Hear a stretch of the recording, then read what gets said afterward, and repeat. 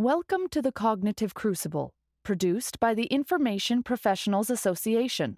Our website is information-professionals.org, where you can find links and information about today's conversation and get access to members-only content. Join John Bicknell and explore all aspects of our generational challenge, cognitive security. My guest today on the Cognitive Crucible is Mr. Alan Kelly, who is a strategist, author, lecturer, political analyst, and award-winning Silicon Valley entrepreneur. He is founder and principal of Playmaker Systems, LLC, a Bethesda, Maryland-based strategy and analytics firm.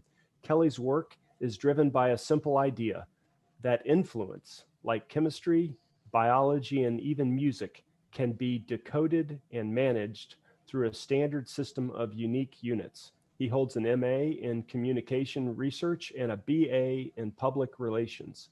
Alan Kelly, welcome to the Cognitive Crucible. Thank you. I'm here to be joined into the melting pot, the chemical fusing of these cognitive crucibilized things. It's very daunting.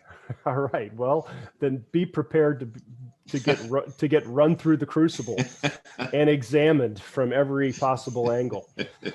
So, Alan, could you, for our audience, give just a little bit more about your extensive background and career? Sure. I'm, Silicon Valley born and bred communications and marketing guy, and did my undergraduate work at USC in public relations and journalism, and then I did my graduate work in communication research at Stanford. And for the good part of my career, I essentially have operated as an advisor, a strategist, a PR agency CEO, and have been, greatly intrigued by the immaturity, in a way, of those two disciplines, communications and marketing. I'm the son of a cell biologist. I like to say my late father, taught me, to think about systems and the scientific method and asking critical questions. And being in those fields has never been quite satisfying.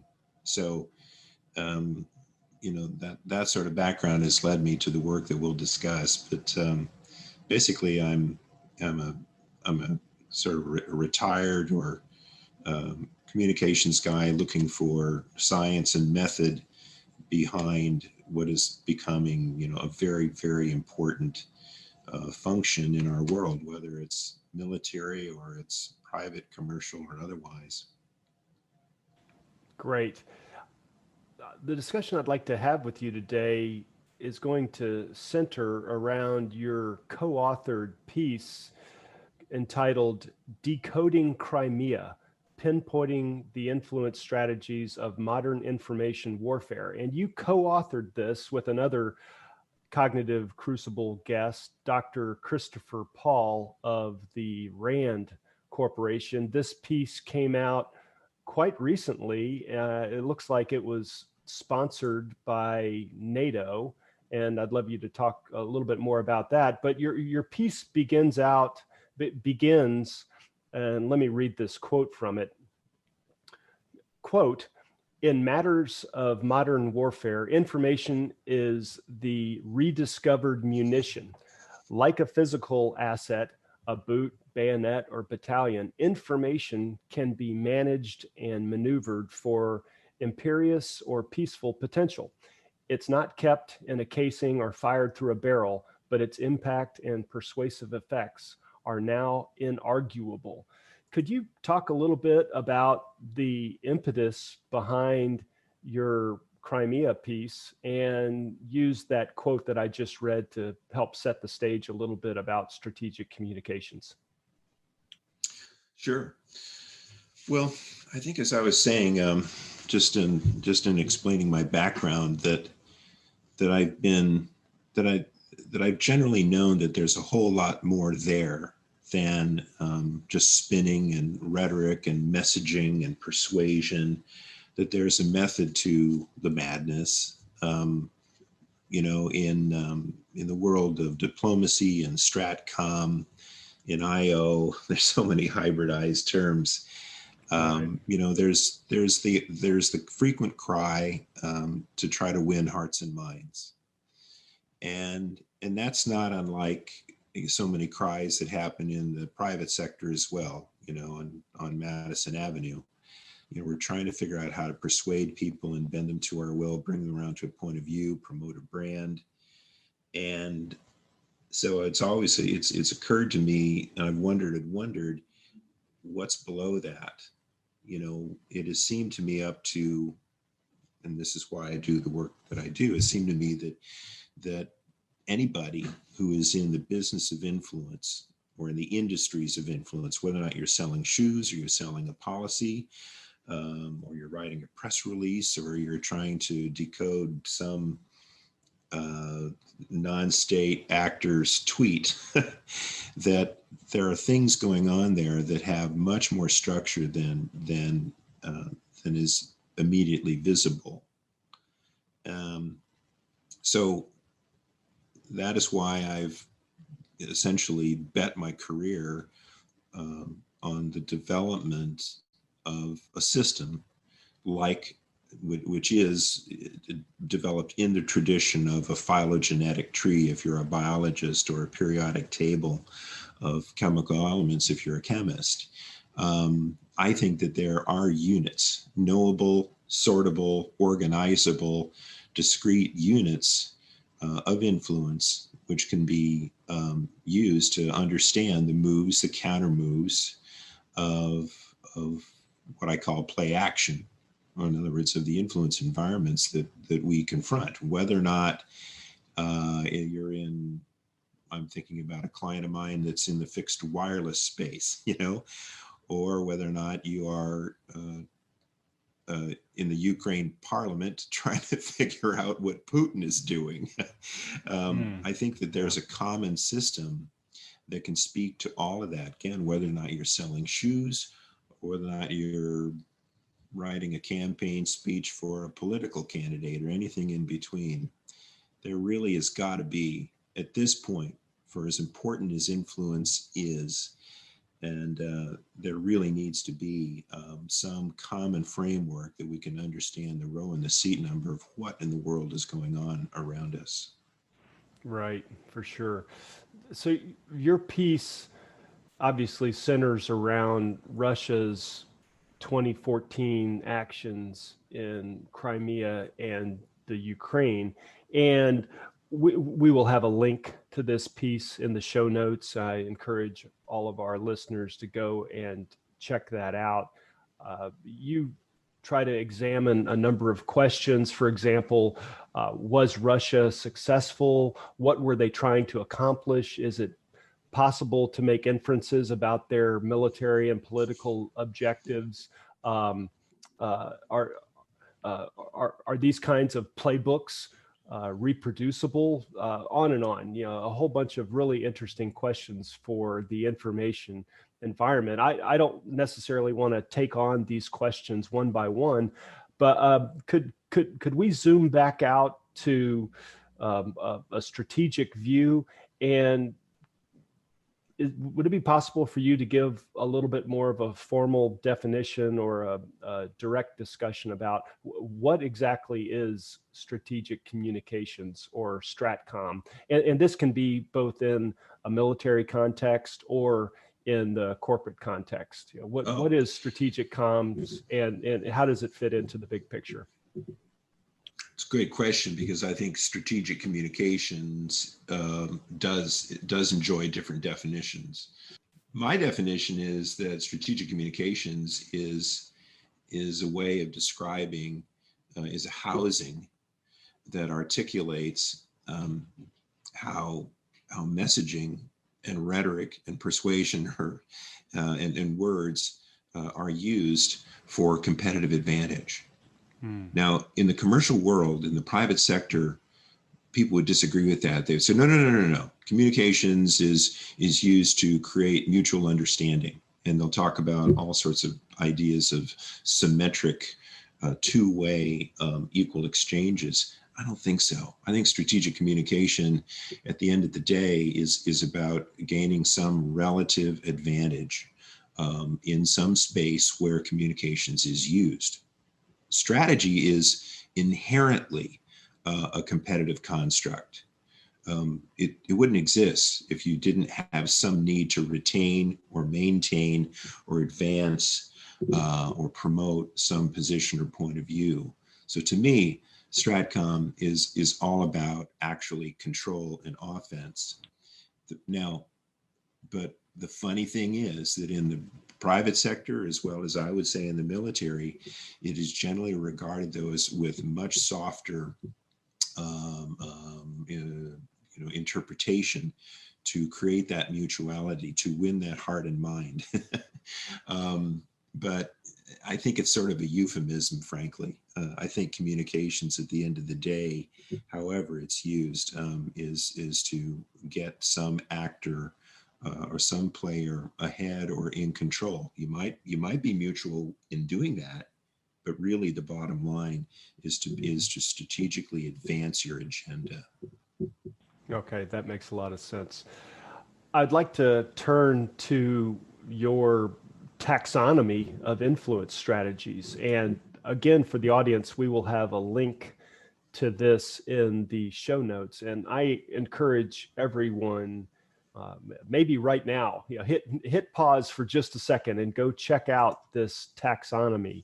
It is, my opinion, a brilliant effort to catalog influence strategies. It very much resembles the periodic table of elements. It's extremely well organized and thoughtfully organized to try to illuminate the influence space. And it's one of those web pages where, depending on your level of interest, you could spend a lot of time investigating this taxonomy of influence strategies. But I'd like, Alan, if you could please give a 101 overview, or it doesn't have to be 101, it can be a 401 overview of your taxonomy of influence strategies. It's fascinating. And again, in order to appreciate this, you really do need to see it.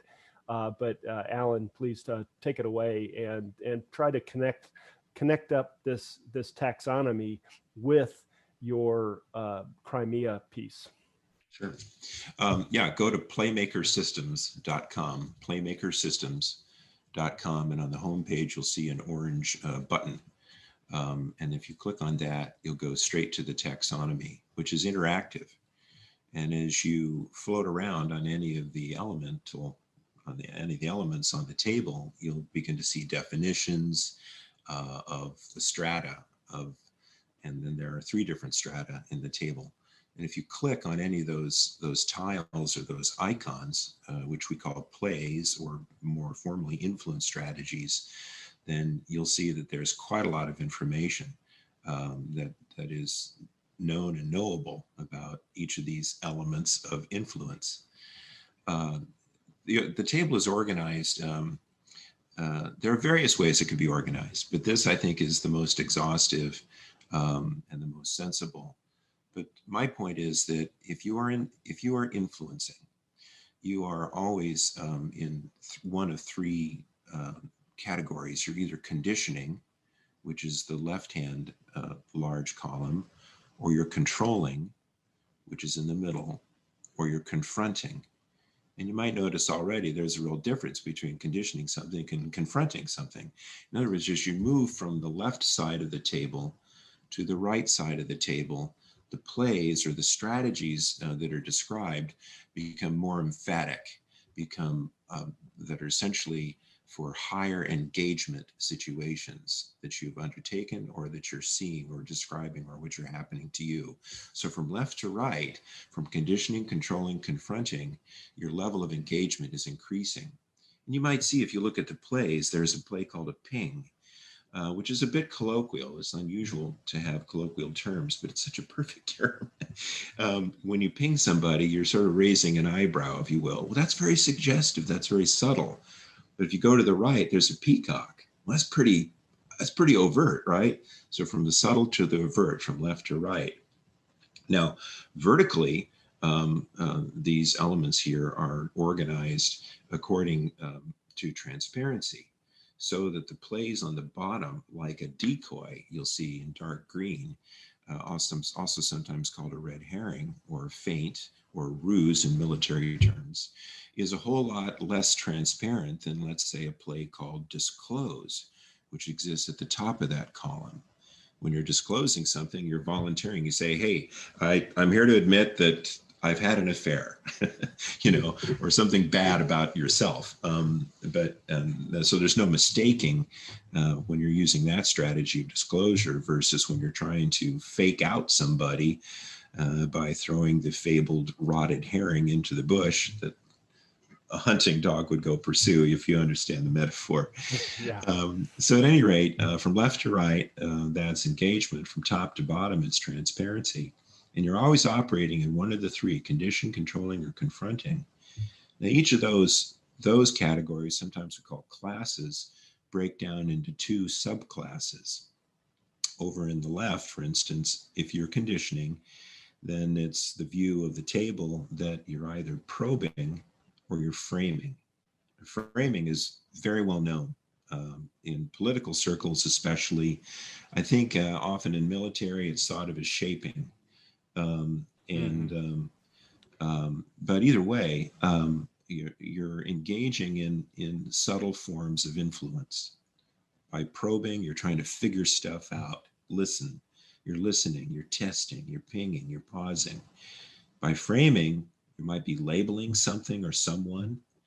You might be informing, just straight information, or you might be invoking, which is a very, very popular and common influence strategy where you're trying, if I'm a luxury brand car maker, I'm trying to invoke notions of affluence, for instance, or coolness or popularity or richness. And then there's the filter, which is also a very, very common play where you're editing and omitting. In a way, if you're in influence, that play, the filter, is one that seems like it's almost always on. Because if you're influencing, how can you not be choosing the things that you want to say and do and reflect and sorting out others that you don't? But at any rate, the point here is that within each of these classes, there are two subclasses, which break down into then the discrete elements of the table, of which there are 23. And then if you click on any of them, you'll see quite a lot of information. You'll see related terms. You'll see the upsides and the downsides, the positive effects, the negative effects that are generally known about these plays. I have great respect for nuance because influence and communication and information always happen in highly tailored, highly individualized contexts. However, having been at this for a while, it's pretty clear that each of the influence strategies have certain home truths and so some basic characteristics that practitioners should know about them and can use. So there are known, upsides to the play called the peacock, and there are known downsides to the play called the ping, and everybody in between. So that's a little bit, that's a quick tutorial on how it's structured. But it's my view, it's the ambition of this system to have in one place all of the strategies that are foundational to the undertakings or the pastimes of communications, of marketing, media, military, government, politics, sales, any of the industries of influence. And John, one thing I think I might want to point out is if any of the listeners are on this page right now looking at the table, if you scroll down at the bottom, it's sort of a geek level thing here, but this, if I judge this audience correctly, this is a pretty bright group. And one of the things that I think should be said is that in order for any of these 23 plays to make it to the table, to the taxonomy, they have to satisfy 4 tests. The first being that they have to be unique. They have to embody some single principle of influence. Second, they have to be strategic. They have to describe an approach, a method, a motive, a plan, which is strategy. They have to be causal, meaning that their effects, outtakes, and outcomes and perceptions, not a result. And finally, fourth, they have to be intangible, meaning that they exhibit predominantly some abstract property, nothing physical. And that takes us into this notion that what I think this displays and exhibits is essentially a periodic table for the non-kinetic people, which is IO, which is PSYOPs, which is MISO, which is public diplomacy, which is STRATCOM. The people on the soft side of war and of conflict haven't had up to this point a framework that tells them what they are doing, the strategies that they're employing. We all know if you're dropping bombs and you're driving tanks, thanks to Clausewitz and others, we all know what those are, but we don't really know, what the operational units are of the public information officer, or of the PSYOPs operative, or the person who's dealing with words and dealing with things which are non-physical or non-kinetic. Okay, fantastic. That's a terrific recap of the taxonomy. Can you take that discussion and overlay it onto the study that you just published and help connect the dots between the taxonomy and what you believe the Russians were actually doing back in the 2014 timeframe? Yeah, we analyzed, again, from this primary source, this paper from RAND, a lot of different passages and snippets of prose and messages that were known to have been used by the Russians.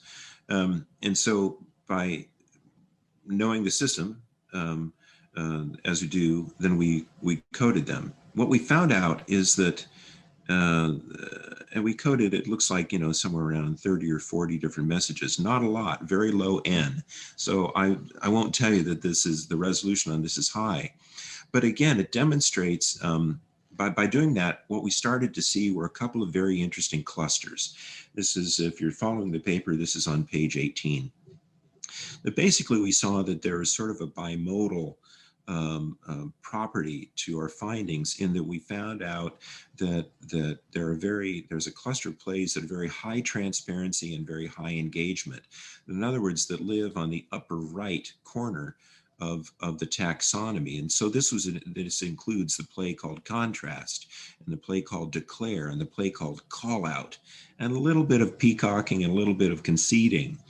But these are primarily pressing and provoking plays that live in that category of confrontation. So very obvious and very fairly aggressive. And then there was a slightly looser constellation, clearly visibly separate, that were more the opposite in the lower left-hand corner, which means that they were low transparency and low engagement plays. Like, for instance, the filter, the recast, the decoy, the invoke, very, very heavy in framing. And so what this tends to mean is that what surprised us is that this did not really fit what we think of as the usual Russian heavy-handed, non-subtle, MO.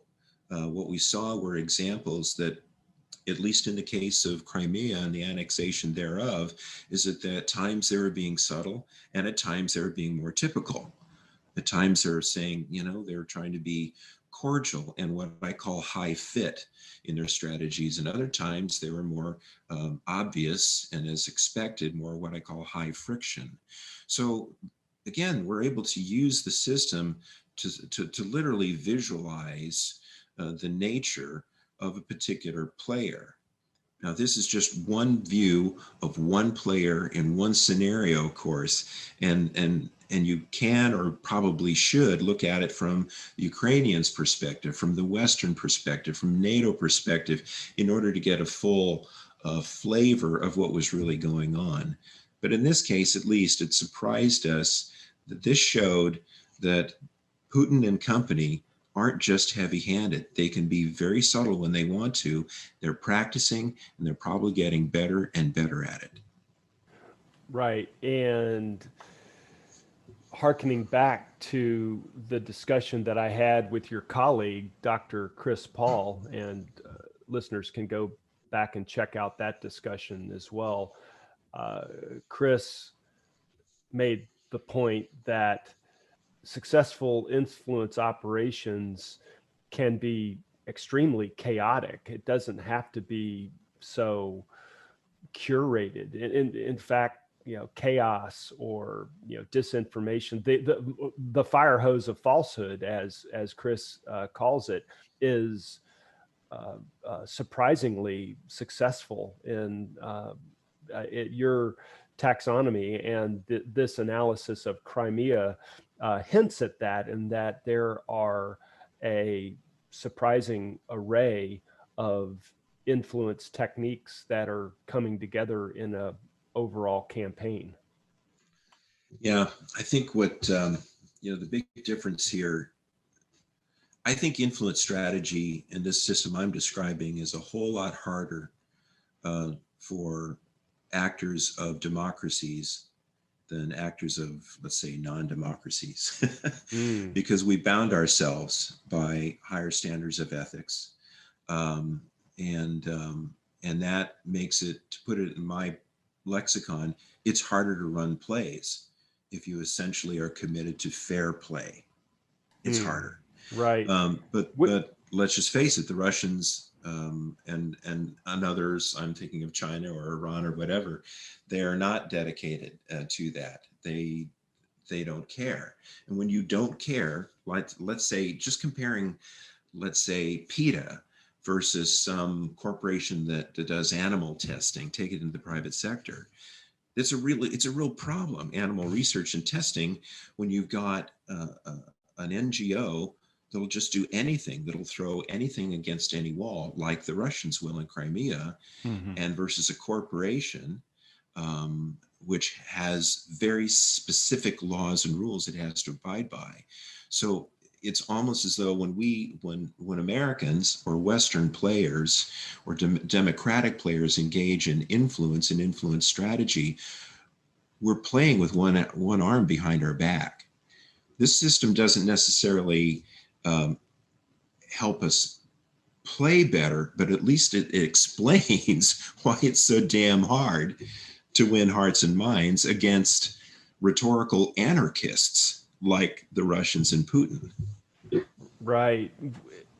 Perhaps you have examined this already, or maybe this would be a hypothesis.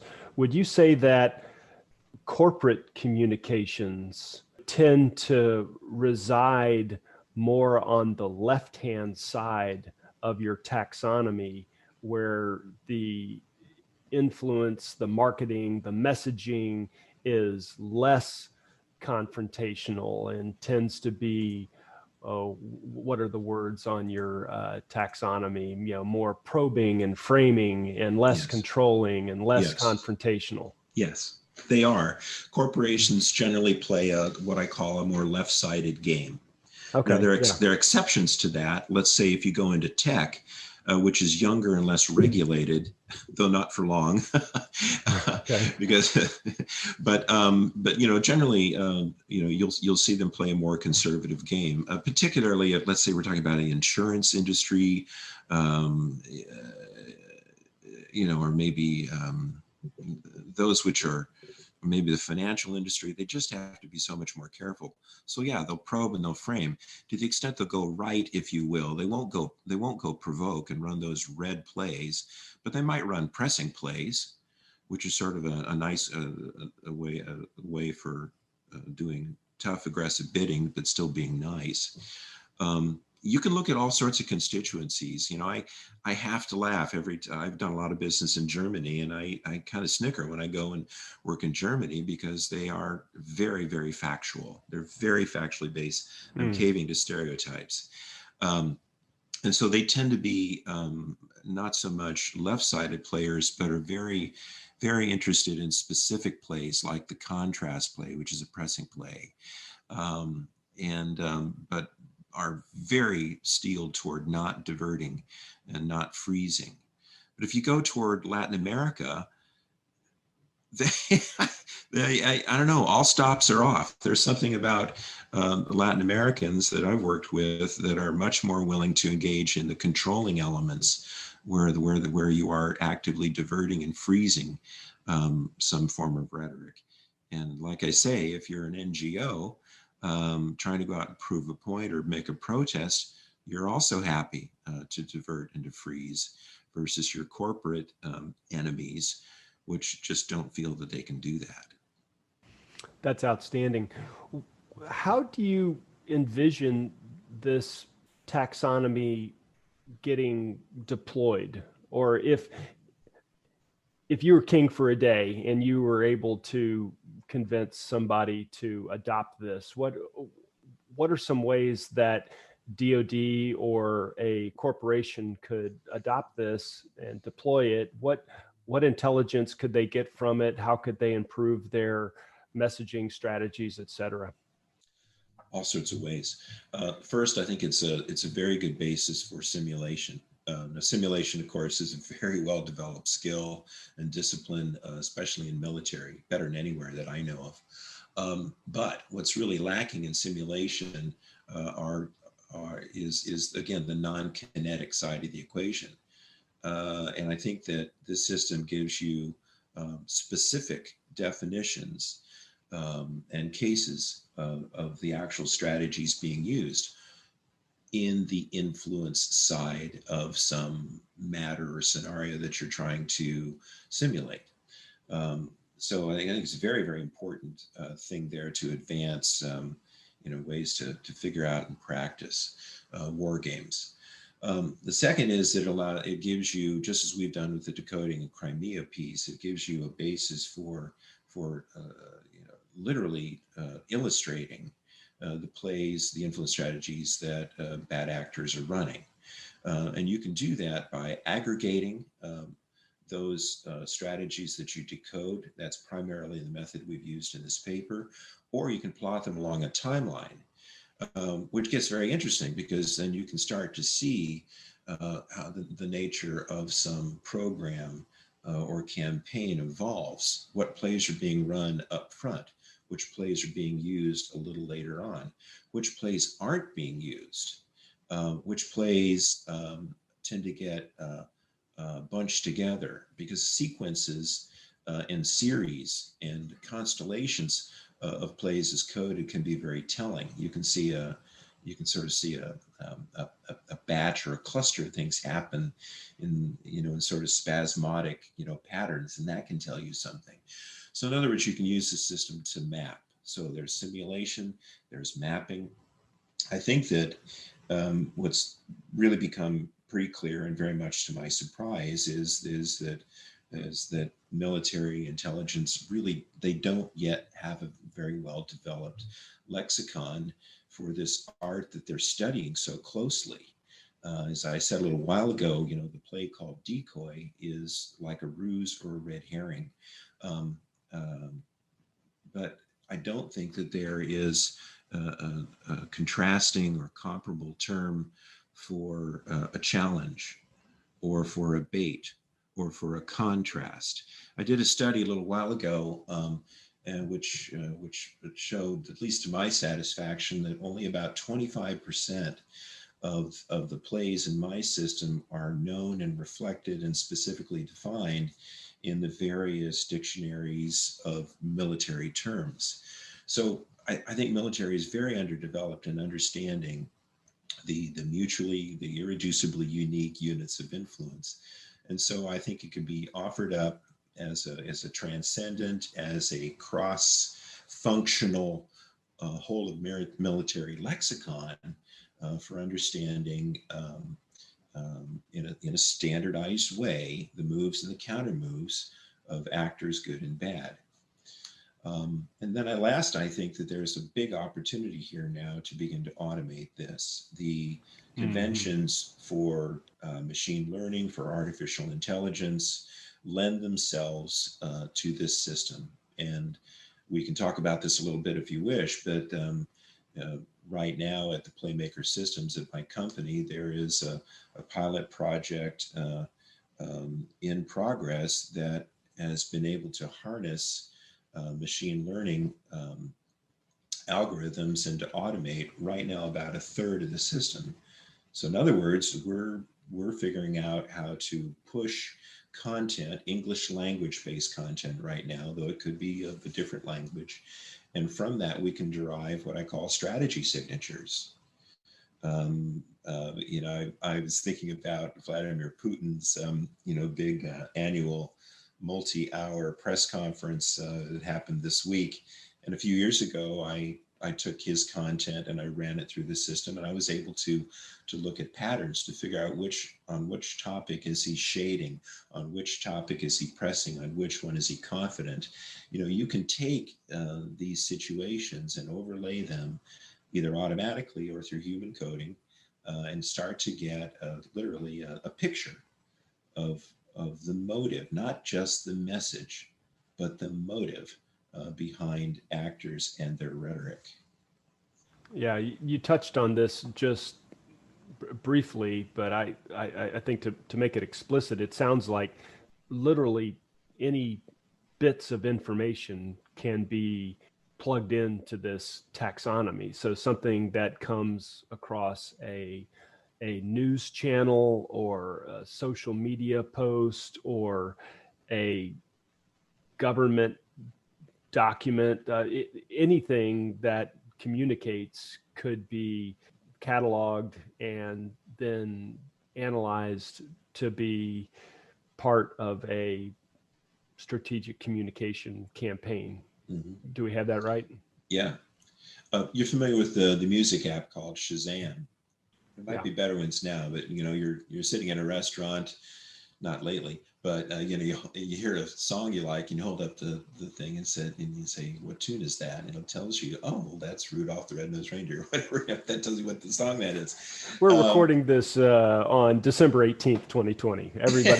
Everybody's in the Christmas spirit. That's right. Thank you.